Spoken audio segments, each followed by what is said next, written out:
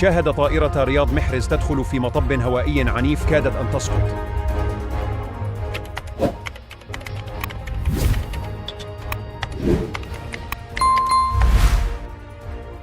الطائرة التي كانت تقل اللاعب الجزائري المحبوب رياض محرز رفقة عائلته كادت أن تسقط بسبب اضطراب جوي قوي، واهتزت بشكل عنيف مما أدى إلى حالة هلع لدى رياض محرز وعائلته.